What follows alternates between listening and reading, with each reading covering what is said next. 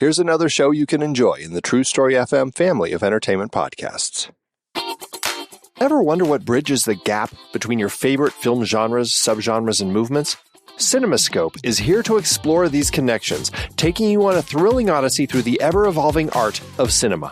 I'm your host, Andy Nelson, and in each episode, we embark on a deep dive into the forces that sculpt the world of film. From the styles you know and love, like heist films or the French New Wave, to the ones you may not be as familiar with, like Turkish Yeşilçam or Brazilian Nordwesterns, my expert guests and I unravel the complex tapestry of storytelling, style, and innovation that defines the world of film as we unpack the myriad catalysts of change that shape these diverse styles. Whether you're a student of film, a creative professional, or simply a devoted movie enthusiast, CinemaScope is your gateway to a richer, more immersive film experience. Don't just watch movies, understand them, appreciate them, and revel in their artistry with CinemaScope.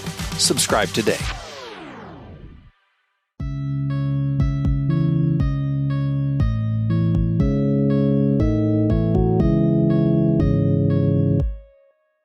Hello, welcome to this episode of the Star Wars Generations podcast. Today, as we are joined by returning guest, former host, still all-around enthusiast of most things Star Wars, with the occasional exception, Mr. Paul Hoppe. Paul, how are you doing today? We're doing well. I managed to come through the deluge and be here and relatively dry. So I'm looking forward to talking about one show that I love and one show that I'm interested to hear what happened. Sounds good. Sounds good. Also, Paul, I need you to be on your best behavior because we have my boss on the line. I see. I didn't know We're that. also joined by Mr. Pete Wright. Pete is one of the founders of the Next Real family of podcasts, of which this is a member. And so it's just great to have Pete on because Pete is someone who's been talking about Star Wars with me from time to time and also is a big fan of the other show we're talking about, The Wire. Pete, you want to say hello? Well, hello. I really hope I am not the Prince of Diminishing Returns with that introduction. I appreciate that. Let me start by giving a little bit of a rundown on what we're talking about today, because chances are that, unlike Pete and myself, I'm guessing most of my audience has not seen all of either HBO's The Wire, a gritty TV, like true level crime story about Baltimore in the early 2000s, or The Acolyte, the most recent Star Wars show. But as I was watching one of them, as I was watching The Acolyte, I kept thinking about The Wire and kept thinking about how the two of them actually seem to have some very similar perspectives about the idea that we often focus on individuals, but really we need to look at institutions and how those institutions affect the people within them. Basically, if The Wire is kind of raising questions of ACAB, is The Acolyte raising questions of AJAB? That's kind of the idea we're thinking about today. Are the Jedi police? How do they compare to police departments? And what is just the degree to which The Wire looks at institutions and how does that apply? Now, Pete and myself have seen both. Paul has only seen The Wire, but we're going to kind of walk him through a little bit what happens on The Acolyte and talk about how all this fits together. Let me start, though, because I'm imagining a lot of you haven't seen The Wire. Paul, we're not going to give a plot summary of The Wire. It's 5 seasons. Yeah. It's the main character is the city of Baltimore itself. It's a phenomenal show. It's a very depressing show. It's got some of the most amazing characters you're ever going to see on television. But Paul, what do you think about, you and I often talked about sort of the difference between stories of individuals and stories of institutions. What do you think The Wire has to say about that? I think you can read it different ways if you choose, but the main thing I would say is that The Wire is first and foremost a great show, like a brilliant show. Like when I watched Andor, I was like, is this show as good as The Wire? Because that's basically like, to me, that's the high water mark of television. I think The Wire is great because of its individual characters. Yes. And I think everything it has to say about institutions hits so hard because every one of those characters feels like a real person in a real city dealing with what it means to be part of one institution or another, whether it's a legal institution like the police or political institutions or schools or unions, or a not so legal institution like a gang or some hierarchy. in the drug trade. And each season examines how the drug trade affects a different portion of the city, really, right? And they get away with killing off so many characters, so many interesting, relatable, sympathetic characters, and some not so sympathetic characters, perhaps, by just introducing an entire new cast every season to whoever survived the previous season, basically. And at the end of the third season, no big spoilers, but one of my favorite characters got whacked, and I was like, I'm not watching anymore. And then season 4 is maybe my favorite season. Yeah. Because they managed to just come with a whole new angle and pile that on top of everything they already had. And really, at the end of the day, most of these characters are entrenched in one institution or another. And I don't view that as a good thing. Yeah. I don't think most of these institutions are really doing good things.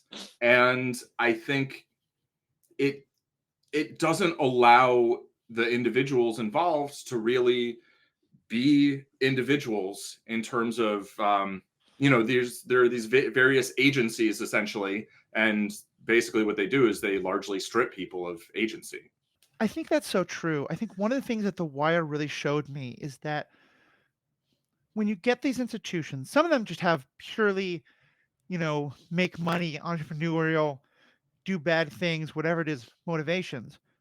But a lot of them, the schools, the unions, even to some extent, the police and the cops, start out from a place of, we have this benign motivation.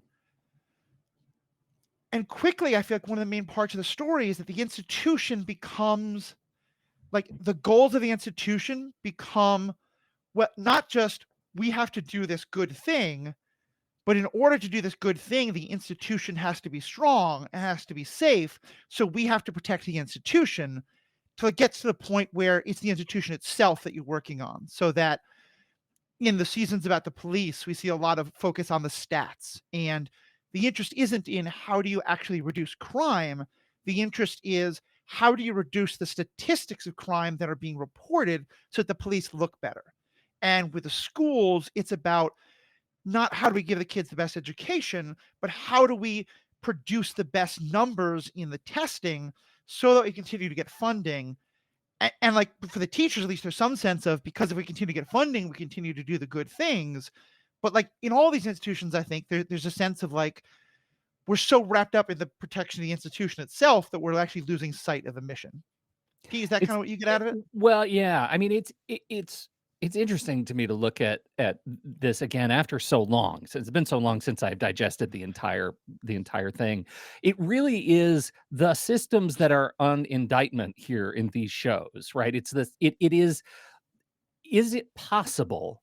So the show asks, to my eye, to properly serve and maintain the complexity of human institutions that we have allowed to grow potentially beyond the service to us as human beings, as human individuals.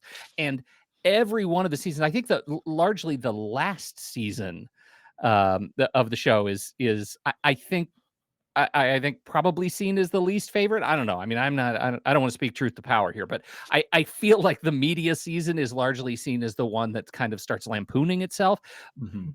But at the same time, it is the extent to which the show goes, taking our beloved drunk Jimmy McNulty and making him a purveyor of fake news, right? Like this is the story of embedding the media with a story that does not exist. And to what extent does an officer of the law go to achieve the personal ends of doing good in the world at the expense of the organization that set him up to do it in the first place? It asks the same questions, I think you could say, of Brazil, of the administrative state. Is it possible for the administrative state to truly and authentically serve the goodwill of the humanity that created it?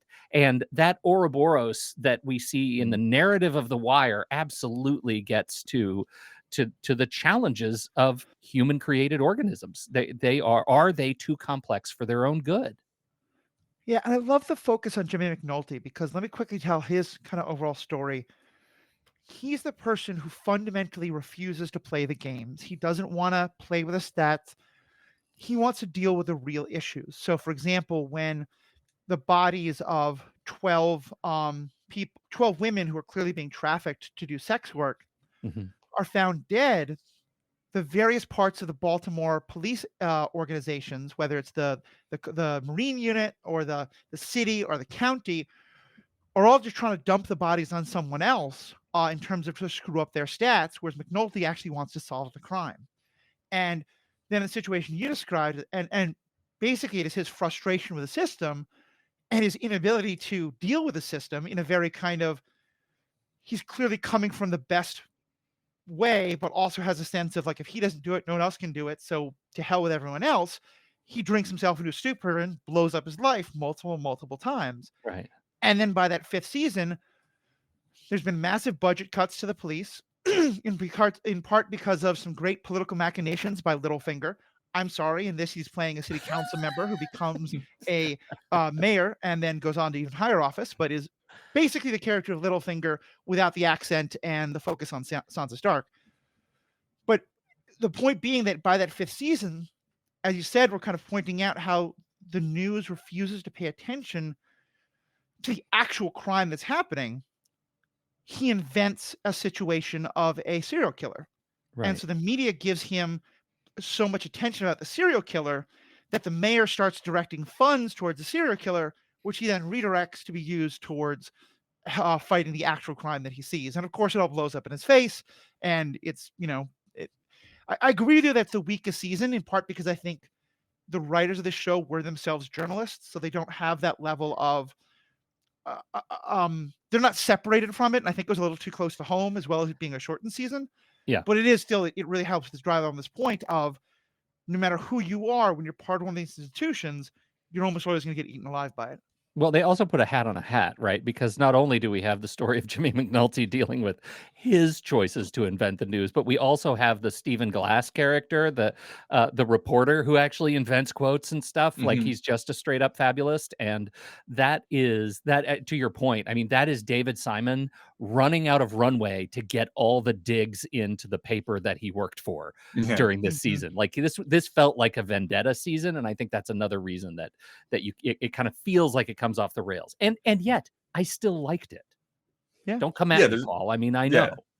I think it's the weakest season, but that doesn't mean it's bad, right? I mean, it's still better than the best season of a lot of shows. Yeah. And it's a lot of shows also just how many great seasons can you make, in any given show. I think shows the answer is 4. And then also this one. Right.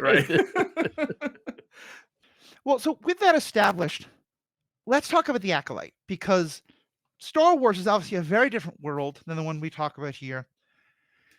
And let me kind of give a little bit of a summary of The Acolyte for Paul. I assume most of the people who listen to Star Wars Generations have seen The Acolyte by now, or if not, have skipped this because they don't want to get spoiled. But if you're just along for the ride, I would definitely say go watch The Acolyte, because I think, we talked about this at length before, but I'll just reiterate. I think it was a terrible week-by-week show. I think it's a fantastic binge show with some weird timing issues. But the main idea of the story is that I think the Jedi have become it's showing the Jedi as an institution, because in the show, I think the two major there's individuals who have problems, and then there's institutional problem. The individual problem, which I think you see absolutely in The Wire, but also we see all around us, is that when you tell people that their job is to go out and help people, it's very hard for them to see people and decide they don't need help. And we wind up getting this kind of white savior complex story, a Jedi savior complex story, because it's mostly about a character who's not white, but I think you see how it applies, who goes to a planet, who sees these Force-sensitive children being raised and trained in a way that he doesn't understand, and decides they have to be saved. And then interferes in a way that tries to save them without fully understanding what's going on. Terrible things happen because of this attempt to save them. And he starts lying in order to sort of protect himself and protect the people he's trying to save. At which point he involves the rest of his unit, basically. If you think of this as like a police squad, a Jedi squad that's on this mission, who then decide that for the good of the Jedi, they have to lie about what happened, because we're getting to the situation where the Senate, the Galactic Senate, is starting to provide oversight into the Jedi, or wanting to provide oversight to the Jedi. And everyone's very concerned that if they do that, they're not really going to understand the Jedi, and they're going to make it harder for the Jedi to do their mission. And so therefore, they have to lie. They have to cover all this up, maintain the lightsaber wall of silence, if you want to go that direction, in order to, as they see it, like to protect their ability to do good in the world. As someone who saw both, is that a connection that kind of makes sense to you? Yeah, the sort of cultural implications of the narrative are really interesting. As I started thinking about this conversation, it feels almost this initial investigation into the mothers and the children on this planet. It feels like the police going into the towers in The Wire, right? It feels like we're authority, and that authority has been conferred on us by us. And we're going to come into this culture that we obviously don't understand, and we're going to exert our authority upon you. And the fact that conflict comes out of that is one of the really interesting gifts of this of the season. Even more so, like the show is set up under the pretense that the Jedi Order and the Galactic Republic have been prospering for centuries without incident. But the fact that this happens at such an isolated incident with 4 Jedi on a remote planet indicates that, you know what, it probably happens even more so. And that, I think, is a huge gift to Star Wars lore. The fact that we are building sort of a precedent of mistrust makes it vastly more interesting to know that these people are for lack of a better word, human, right? It humanizes the Jedi, whatever species they are. It humanizes them in a way that we can relate to, because they are all flawed.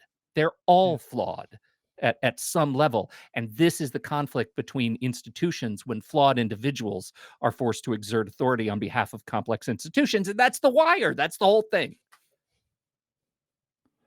I just want to add that we're all wearing blue. Yeah. Clearly, we know our saber colors. So you two are in better shape. I am not a thin blue line by any means. Yeah, so Paul, I mean, I don't know. I'm ranting on this. Does this rant resonate with either of you guys? Yeah, I mean, I didn't see The Acolyte, but I feel like I probably would enjoy hearing about it more than watching, maybe at the moment. I won't get into that too much, but sometimes, like, I start watching a show and I'm just like, I'm not going to enjoy this right now, and I feel like there's some chance that I will later. And so I'm kind of like, okay, maybe I'll watch it later when I might enjoy it more.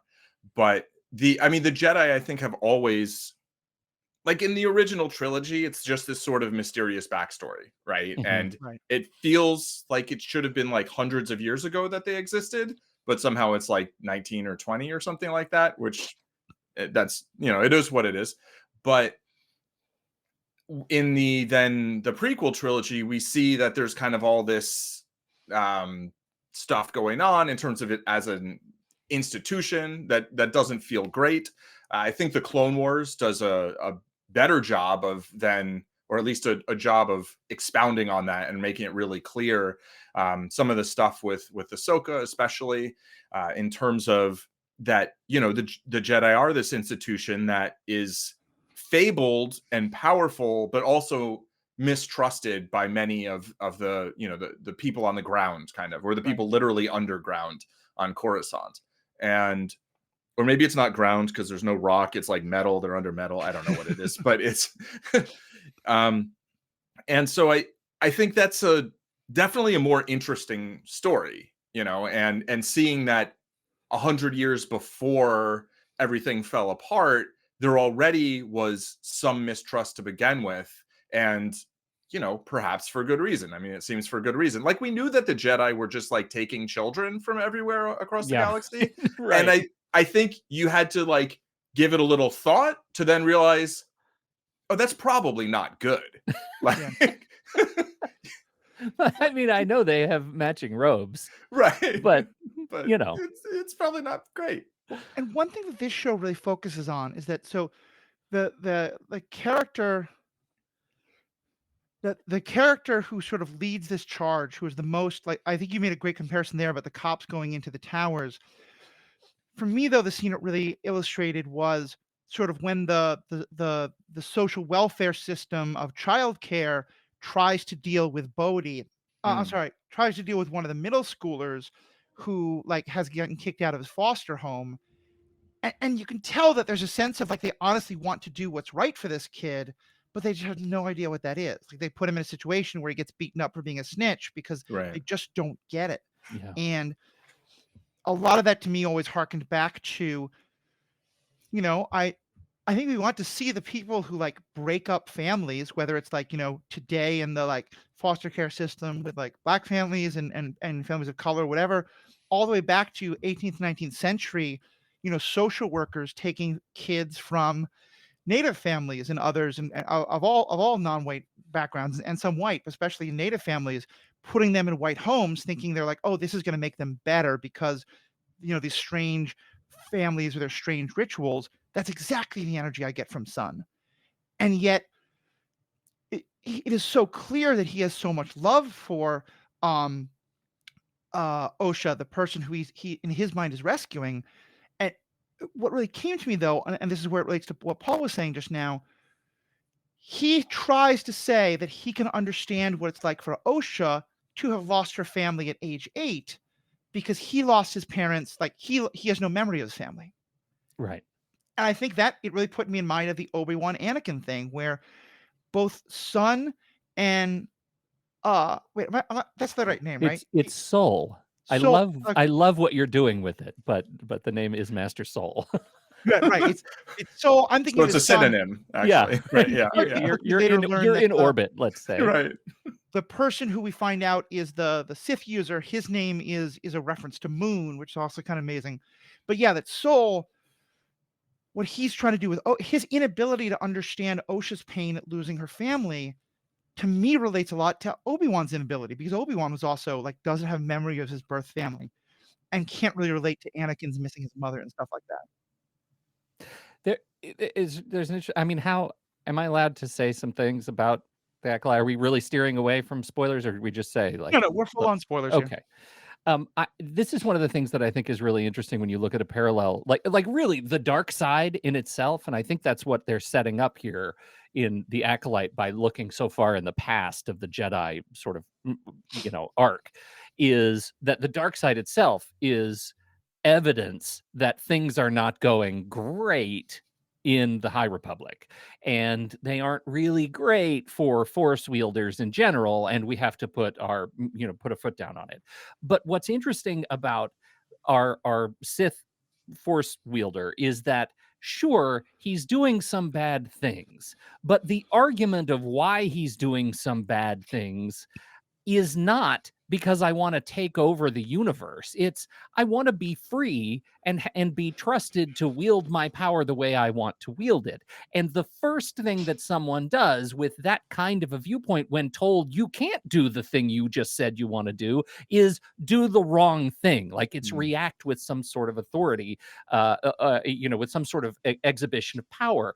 And that's exactly what we get in season 5 of The Wire, right? We finally get to this point of, look, we know we have built a system of rules together. We humans have built the police force and we built the laws and everything, and we built a system that's supposed to take care of you people. And now we're telling you we can't. We can't take care of you. We can't give you the tools you need to do your job, and you're not allowed to do the things that are going to get your job done. That's the same story as Chimir's story in in Acolyte, and leading to sort of why he's an outcast, as you know, as our friend in The Wire starting to plant dead bodies. Like that's him trying to figure out, I can't do this thing that I want to do in a human system that we built, and now you're telling me I can't do my job. That I think is a fascinating parallel. Yeah, I think that's really true. And I think it's one of the things I liked most about The Acolyte, particularly given where so much of the rest of Star Wars comes from, is that whereas the Sith that we've seen, in terms of like, the Emperor especially, but other characters who we've seen, they're fascists. They want to rule. They're authoritarians. Right. Darth Biceps, as many of us on the internet have been calling the person who notably doesn't say he's a Sith. He says that's what you would call me. Yeah. He's basically like the most extreme libertarian you've ever met. Exactly right. He wants to be left alone. And as he basically says in that great speech, if you guys know that I exist, you'll hunt me the rest of my life. So I have to kill every single one of you to make sure that you don't know I exist. So it's a very kind of like, it's get off my lawn with like atomic, to defend lawn. And it makes a very different change, because I don't think he even has the sort of like altruistic motives of a Jimmy McNulty, but he does seem to like generally, like when he meets both with May and with Osha, he genuinely sympathizes that like the Jedi treated you badly the way they treated me badly, and I want you to be able to have the same level of freedom with your force powers that I do. Right. He presents, that's one of the most interesting thing, is he presents when he's not, actively killing people. He presents from a position of kindness. Right. And that's the sensitive moments that we have with him and the young women are fascinating to me, because he actually makes a case. That's one of the things that this show does, is make the case for the Sith. And that's a treat. It's a treat to be tested like that. Mm-hmm.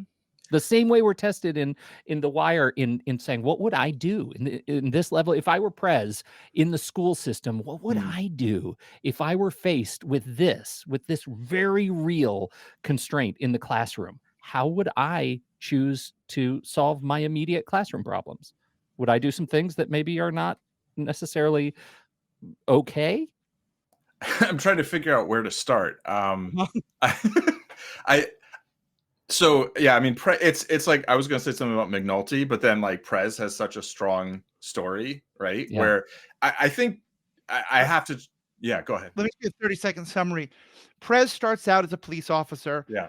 He's a complete fuck up. He's not very good at being a police officer. He's there in part because his father-in-law is very well placed in the police.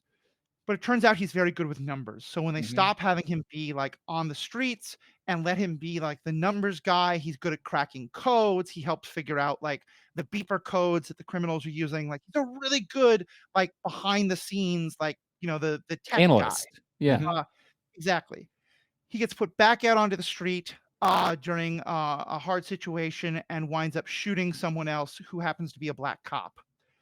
And the police kind of both recognize that he's really screwed up, but again, do a like, we have to, they're both like, we have to like avenge our own, but we have to protect our own. So he's not brought up on charges, but he's kicked out of the police, and he finds himself as a teacher in a school. Starts out incredibly idealistically, realizes how bad that is, and eventually becomes fairly like an effective teacher and a good teacher, in part because he is much more hard-nosed and much more willing to like play around the rules and deal with the kids how they have to be dealt with. Yeah, basically trying to figure out how he can do what he understands the mission to be within the institution that seems to have largely or completely lost sight of what its purported mission is. Right. And I think that's kind of true with him as a cop as well. And I think him as a cop is a perfect parallel to the Jedi, because it's basically like, they're basically saying, okay, you're a cop, so you're supposed to have a gun and go out and do cop things. And you can do this other kind of detective work, but because you're a cop, you have a gun and a badge and you go do cop things. And he's terrible at doing gun and badge cop things, but he's actually great at doing I'm in the office detective work, right? Research, trying to crack codes, stuff like that. And it's like the system, the institution didn't have room to recognize sort of the talents of one of its members and to say, okay, this guy shouldn't get his gun back. He should never be on the street as a cop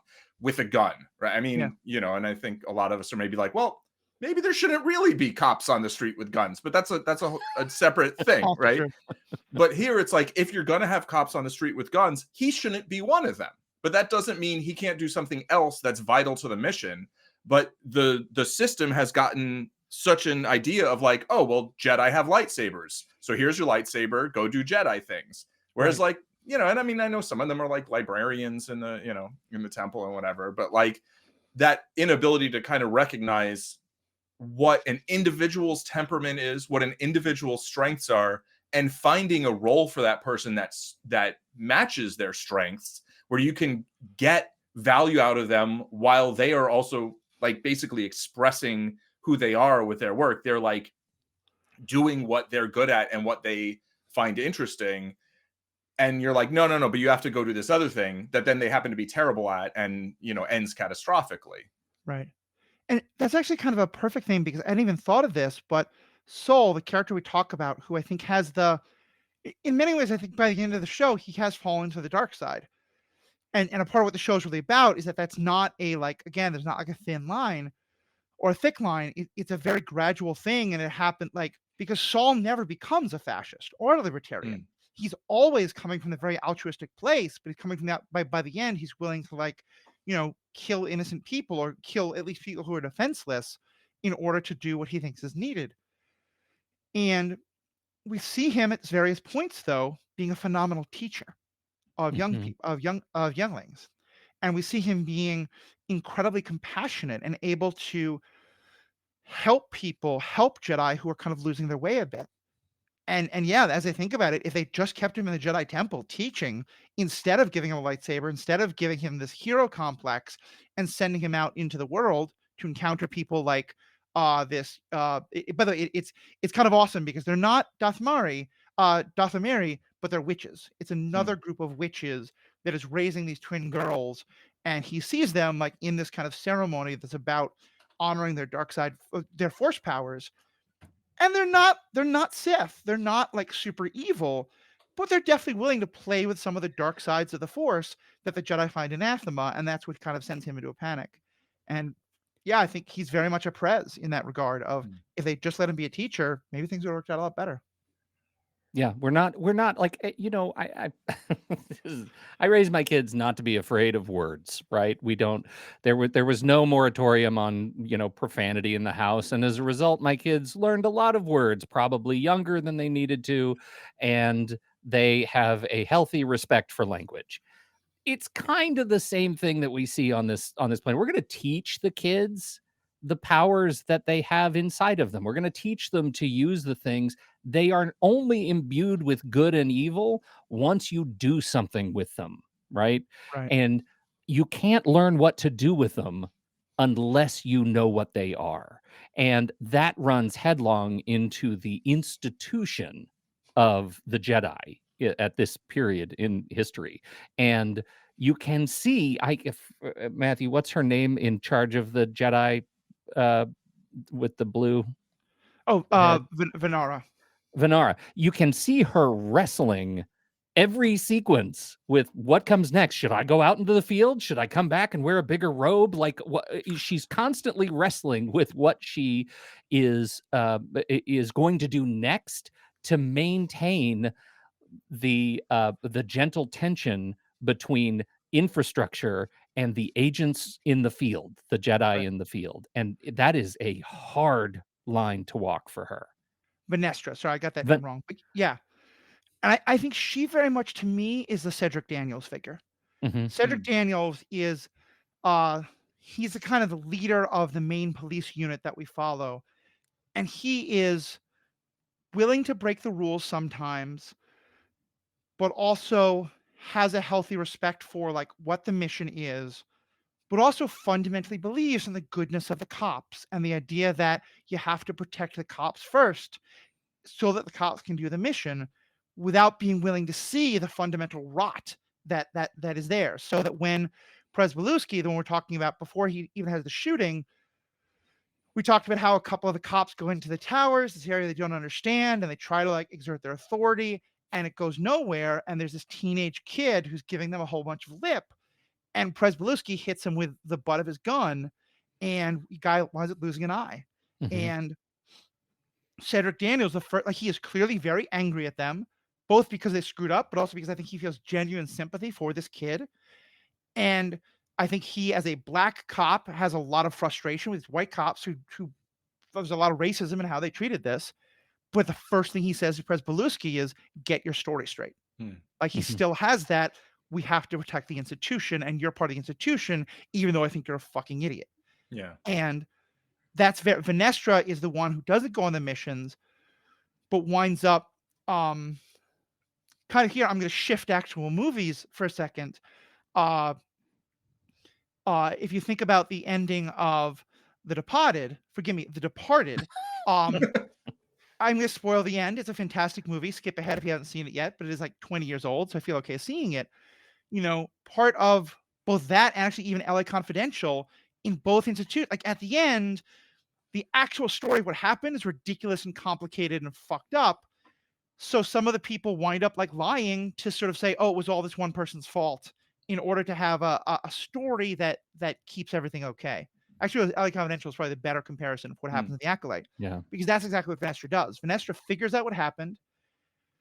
She knows that it was Saul who screwed up, but that a whole bunch of other Jedi took part in it. And instead, she kind of just blames it all on Saul, so that it like when she gives her speech to a few of the senators, and actually the Chancellor of the Republic, about how this was all Saul. And as she's saying it, what I was hearing was, like we're used to with cops, that they'll defend their own, but sometimes there's someone like a Derek Chauvin. He was the person who was involved in the killing of the main person involved in the killing of George Floyd, the cops will just be like, oh no, okay, we're going to cut that person loose because they were a bad cop. We're not like that. And when Venestra says this is a rogue Jedi, a Jedi who like isn't like us, I very much heard the cops saying, Derek Chauvin, that's not the institution, that's the bad apple, and he's not us. Right. It was that was a way to excise the poison, and save her role as part of the infrastructure. Right. And I think sort of the same happens to McNulty, right? At the end of The Wire. Yeah. That he's kind of the bad apple that everybody forgets when they're using that metaphor, that like it spoils the whole bunch, I think is the rest about the whole one bad apple. So saying, oh, that was just one bad apple, we're good. It's like, say the other apples. Right. Exactly. Right. They're like, we're not spoiled. We're good. We're good. Nope, right about in time. Don't turn us into cider. And just to add even more context to it, I think The Acolyte works completely on its own as its own show. Frankly, I've heard from a lot of people who aren't Star Wars fans who just see it as a really interesting, like sci-fi, show about all these kind of complicated issues we're talking about. But if you've read the High Republic books, I think it adds even more context, because this is all taking place at the end of the High Republic period. The High Republic books are happening over a long time. Much earlier in this, about 60 to 80 years before the events of the Acolyte, because Venestra is from a species, I think it's named, I'm not sure what it is though. She's entirely green, as you pointed out. And her species ages has a much longer lifespan. She's part of a series of events in the High Republic where basically, because of failings of the Senate and of human government and of the government of non-force force users, the whole Republic comes close to being destroyed and taken over by these horrible forces, and it's the Jedi who have to save them. And it really is a sort of like I can very much understand that Venestra could go through that and come to the belief that no one will ever understand the Jedi, everyone will always doubt us, but we are the only ones who can save us. That real kind of chip on her shoulder of it has to be us, and if they don't trust us, well, that's not our fault. We just have to do it anyway. Mm-hmm.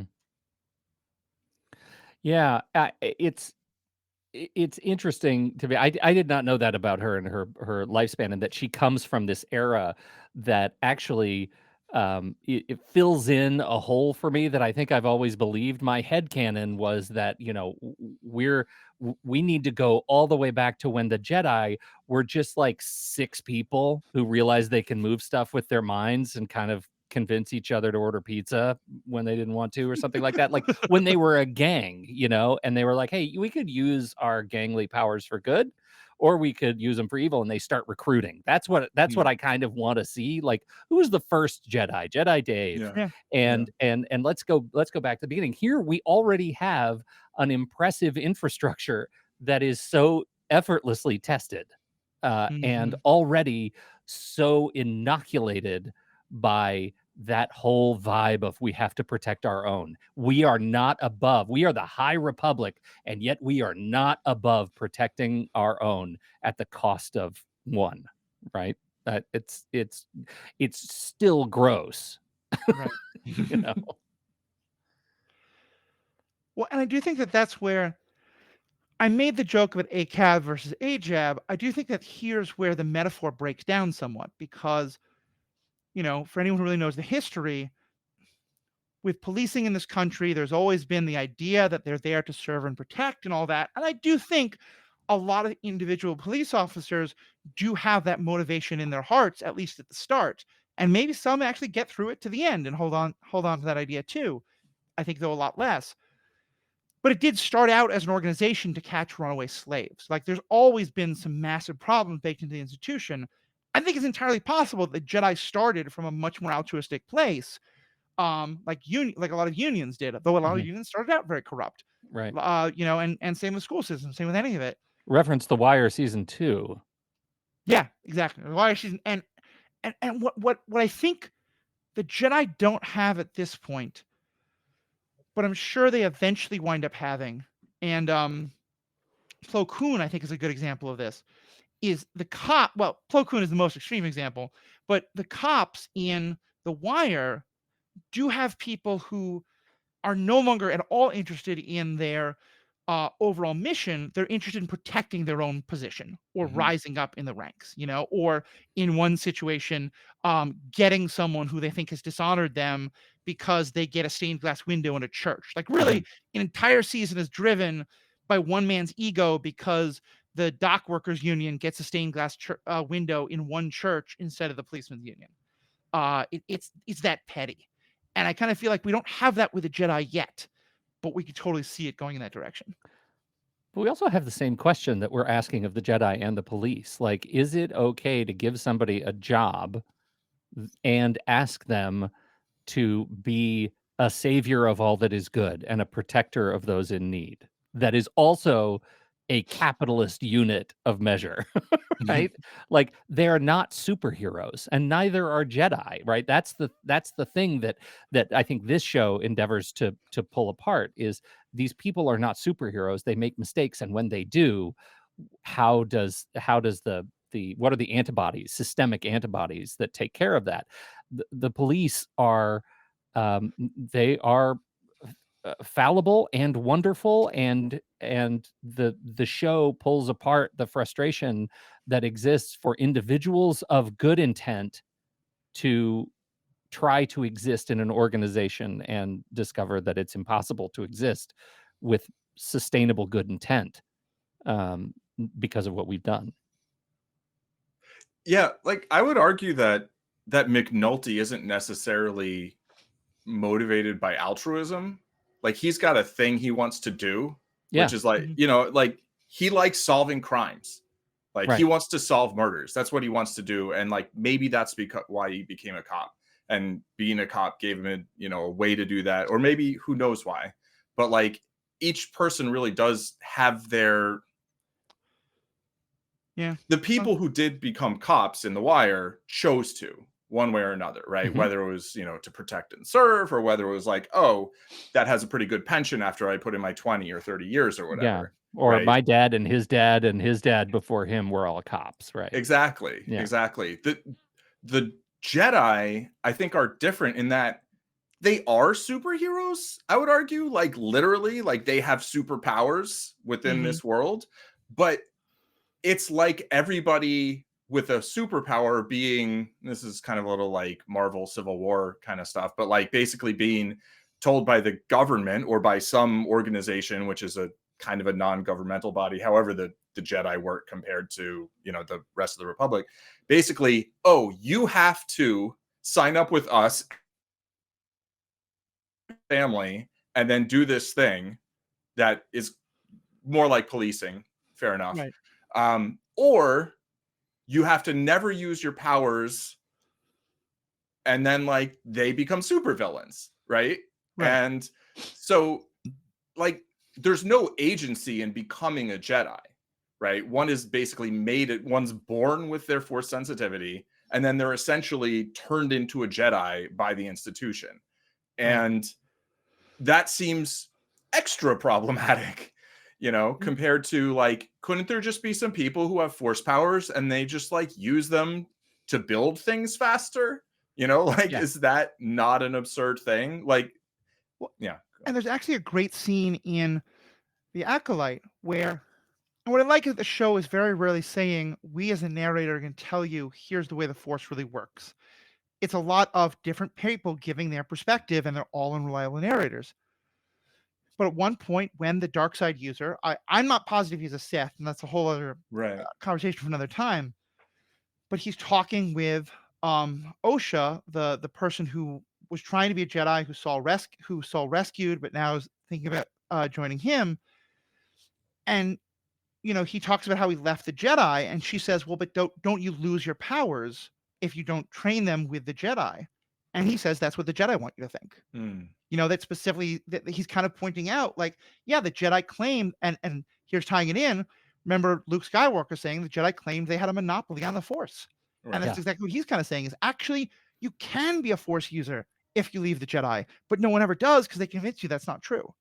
And do we actually know that it is possible for everyone, or that he's kind of special? We don't, but at least raises the question in a way I love.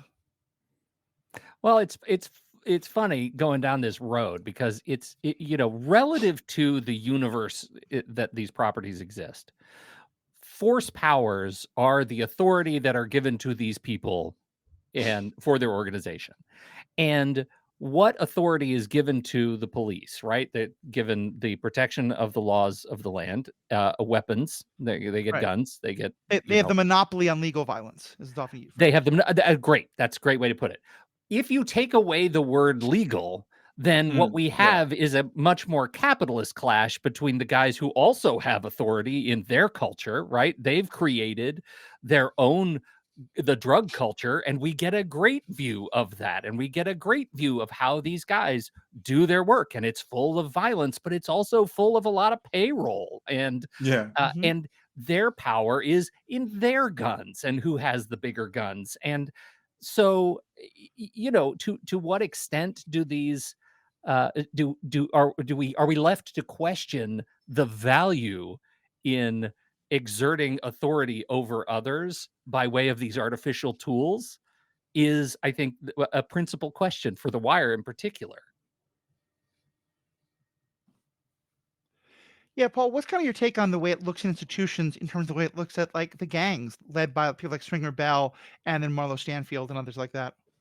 Yeah, I mean, those are institutions too, right? They're just not institutions on paper in the same way. But, you know, they almost become that, but then Stringer stops him from taking minutes of a criminal. Right. Yes, that's true.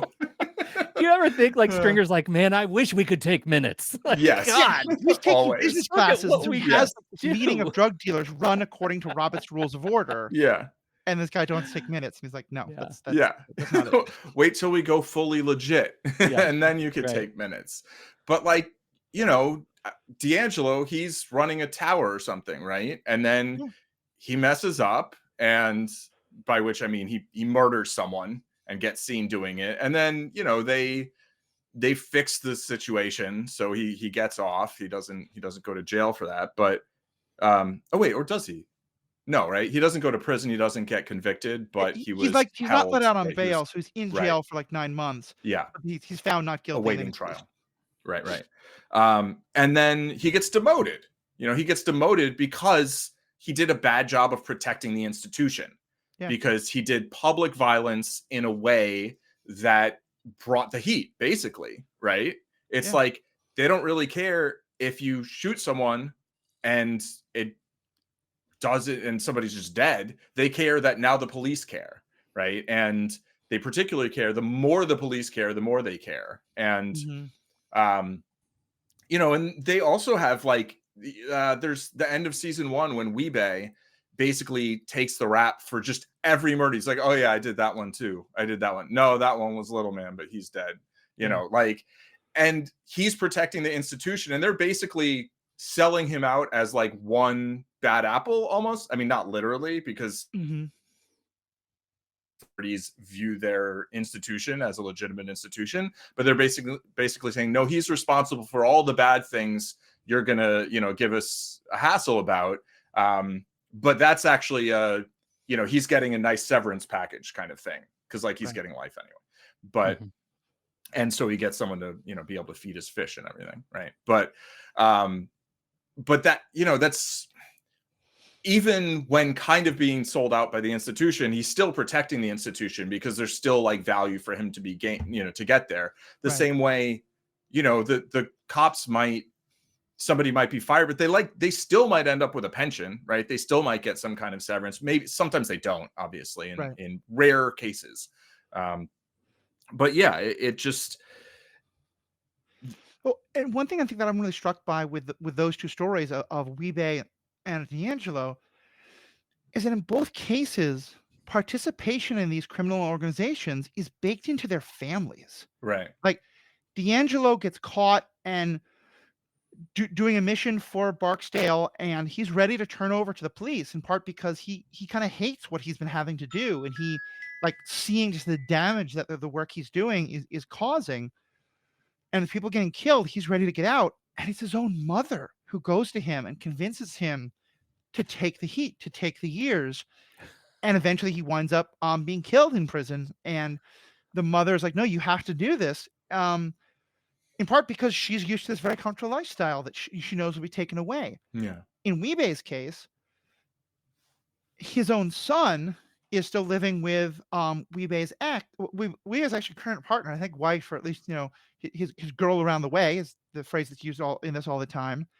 And the mother is saying to the son, like, you got to go out and bang on those corners. We need to have a better family lifestyle. And Weebay actually helps to break it, because he winds up like working with this great some other people to like help Weebay get out of that kind of a situation. But overall, yeah, it's a very similar kind of thing. And like one thing that I think, to me, one of my favorite connections between the two is that, you know, you've got Cedric Daniels and others having to work with Przybylewski, who they eventually find a use for, but at first it's like, he's the boss's whatever, we got to deal with him. And then you got people like Proposition Joe, who have to deal with this idiot guy because it's his cousin's, you know, I think it's his wife's cousin or something like that. Or, you know, it's his, like, there are a couple people in the criminal organization who have these same family connections. And there are a couple of moments where the cops and the criminals are dealing with each other and realizing they're having the exact same frustrations in their various institutions. And sometimes the moments are very poignant. Sometimes they're hilariously funny.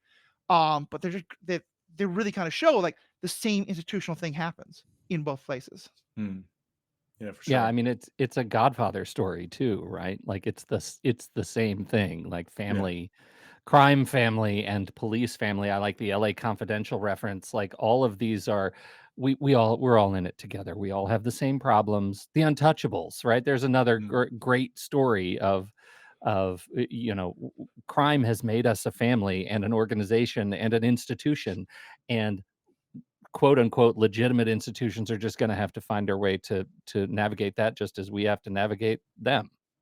Right. I love that I put myself in the we position of organized crime. I may regret that. I thought I'm not supposed to tell you about the kickbacks I have to pay. Right. Right. So D'Angelo is basically like a young kid who's like forced to be a Jedi, and it doesn't work out very well, because like he wasn't really meant to be a Jedi. It like doesn't really I mean, you know, Jedi and yeah. I've never made that connection, but you're right. Like all the kids who we see who are growing up in this world where, as they understand it, you know, hitting the corners and then rising up in the criminal organizations is their only option. Yeah. Yeah, it's very much like the younglings becoming Padawans. He's really, in speaking directly to the Acolyte, he is May and Osha, right? They both, for different reasons, were disregarded by the Jedi establishment. Right. One fleshed out, one never got it, and got alt training. But I'm trying to remember the name of Weebay's kid. It's Namor, I think, or Namon, something like that. Oh, that's good. It's not Namor. It's not Namor. I think it's Namon. Namon. Yeah. Namond. Yeah, that's right. Yeah, that's right. Yeah, he has a very kind of similar character. I want to just like comment on how hilarious it is that there's a Star Wars character named Osha, given their complete lack of workplace safety. That comment was made on a number of occasions. So good. And literally the first time she shows up, she's in a very unsafe work situation, right? Yes. Yeah, oh yeah, that's right. So, you saw the first few minutes of the I did. Yeah. That's so good. That is wonderful. What we've got a little while on this. Are any of the last comments for Pete, for you? Is there any of the last things you want to bring up as part of like this discussion about how putting these two shows in conversation for each other, what they bring up?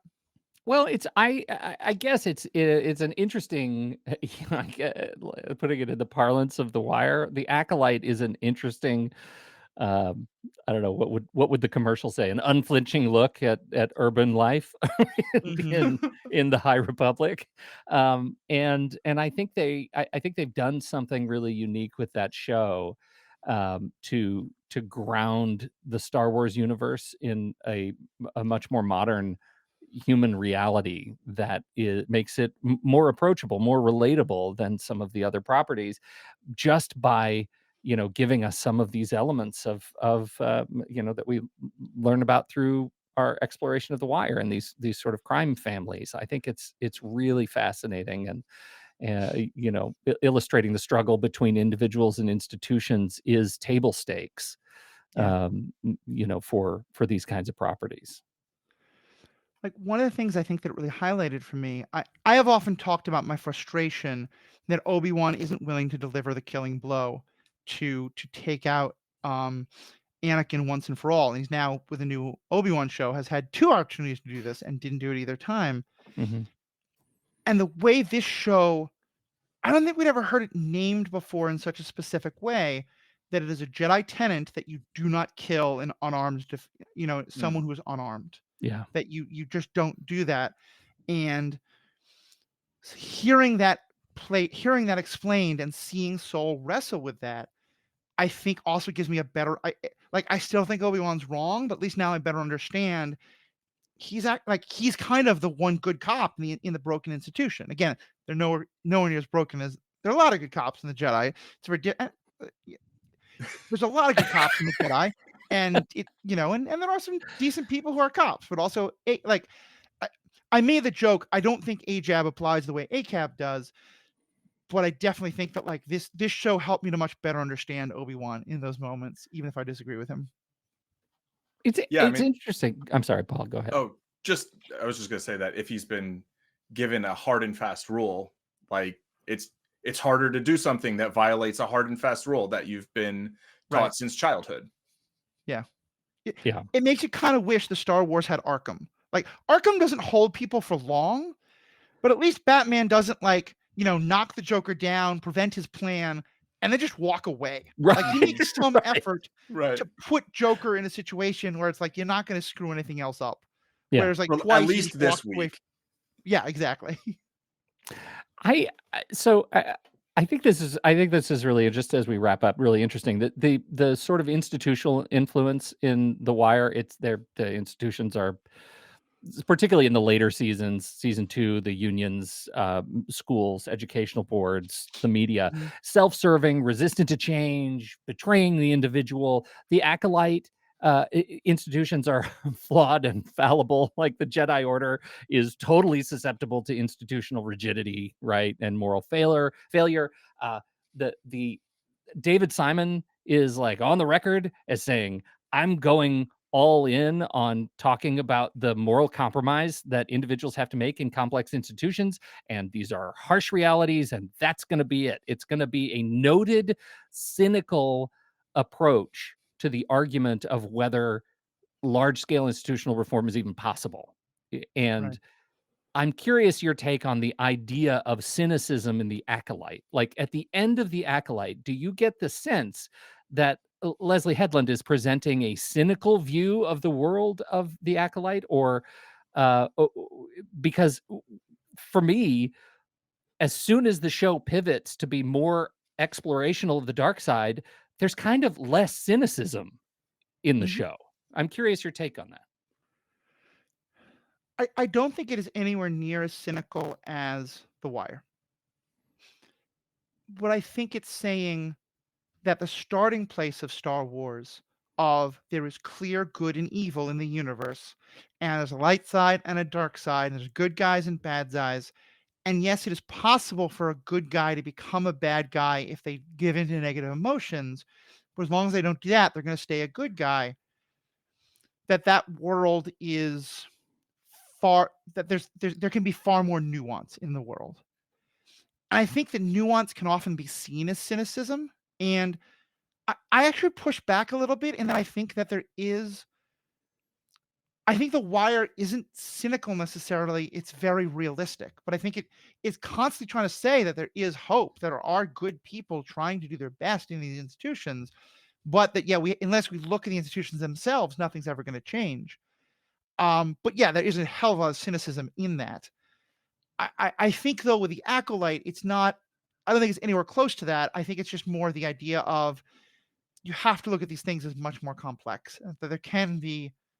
Uh, Forgive me, this is probably the most direct spoiler I'm going to give, but I think it's a vital point to it.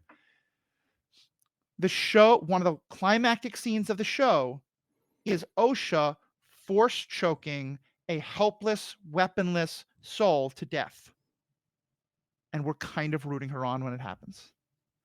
And we know that it's her turning to the dark side. We literally see like in one of those beautiful shots I've ever seen, we see like right down the barrel of her lightsaber and see the crystal turn red and then see her blade turn red because it's been corrupted by this act she's done. And it's not like, oh yes, in a perfect world, I want you to do that, but that kind of like anti-hero. I don't believe in the death penalty, but when I watch someone brutally kill a terrible, terrible person on screen, I'm kind of going to root for it, I even though can it's see against how they all. get there. Yeah, right. Yeah, that's kind of how I felt when Yeah. this person who had her life destroyed by this man who thought he was helping, but was basically an 18th century social worker.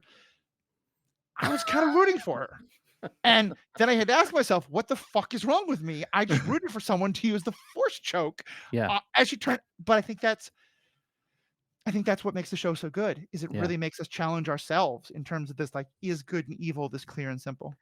And possible that I see less cynicism in that natural turn because it felt like a natural turn, and the end of The Wire does not offer me that much hope, right? Everything falls apart, and we are back to status quo. I think the name of the show, The Wire, I think they actually get usable evidence from a wire like once in season 3. I think there's a big celebration. Like, The Wire generally fails. Everybody's always Mhm. listening to each other. So like even the entire conceit of 5 years of this show is met with cynicism in their inaptitude on all parties. That's fair. Paul? It's a lot. Uh, yeah, I only sort of see the Wire as that cynical. I mean, I feel like I generally consider myself a cynical optimist, by which I mean I think everything's super messed up. It's very likely to remain so, but it doesn't have to, right? Like there are possibilities. And I don't think hope and cynicism are necessarily antithetical, you know? Like I think you can kind of survey what's going on and not think it's great, but not necessarily despair, right? And I think a lot of the characters in the Wire, no, I think a small number of the characters in the Wire kind of have that viewpoint, and a larger number have the kind of, you know, I've given up and I'm just now fulfilling my purpose within my institution in order mostly just to maintain my own status quo, right? There's just a few characters who have legitimate ambition, Littlefinger, or Mayor Carcetti or whatever from LA, right? Tommy Carcetti. I think his name is supposed to be like the LA. Anyway, but it's definitely like a lot of people are just kind of going along. They're just like, I feel like it's about inertia almost as much as anything, and I mean, with Baltimore, it's about, there's inertia and then there's decay, because the city has it used to be a big shipping port. It's not anymore, right? Things have changed, but the city hasn't necessarily changed along with them in a way that benefits its residents. There's an LA Confidential quote that I think kind of perfectly captures this sort of like resignation and sort of just going along kind of inertia. And it comes from Jack Vincennes, the Kevin Spacey character, when Edmund Exley asks him, that's the Guy Pearce character, he asks him, why did you become a cop? And he just says, I don't remember. Yeah. And it's just, it just hits, because it's like, here's a guy who's all, he's this like fancy cop who's like a consultant on a TV show. And he finally kind of gets this, like, I'm going to try and solve this one case, mostly so that he gets kind of reinstated in his previous, so he gets to run a tower again instead of just,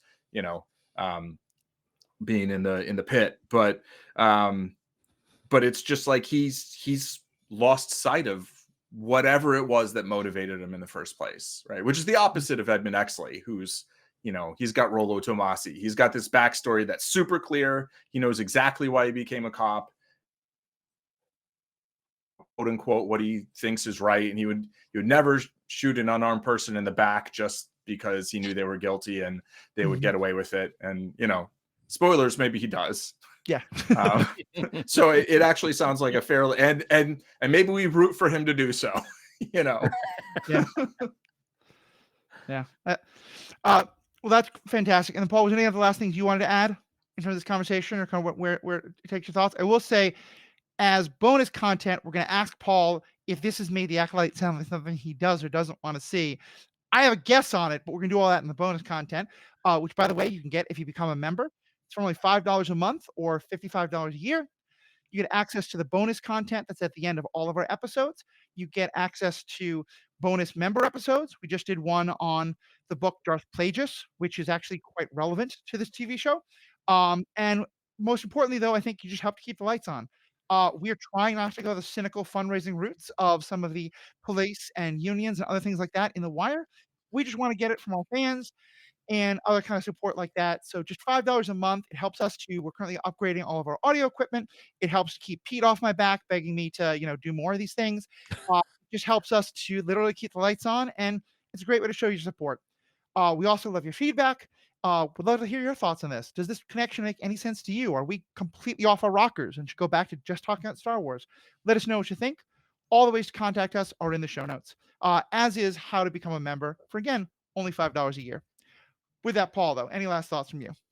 Yeah, if we get enough members, can we get like a stained glass window for the stained glass podcast window? Absolutely. Yeah. Nice. Let's do it right now. Us and the totally awesome 80s podcast are gonna have a rivalry over which one of us gets to put the stained glass window on the True Story FM Next Real Podcast website. 100%. I love it. I'm down. My last thought is basically just that I think a show like The Wire works so well because while it has these huge overarching ideas that it really wants to communicate and explore, it does that through characters who feel like real people and just instantly they just feel like a person in just a moment.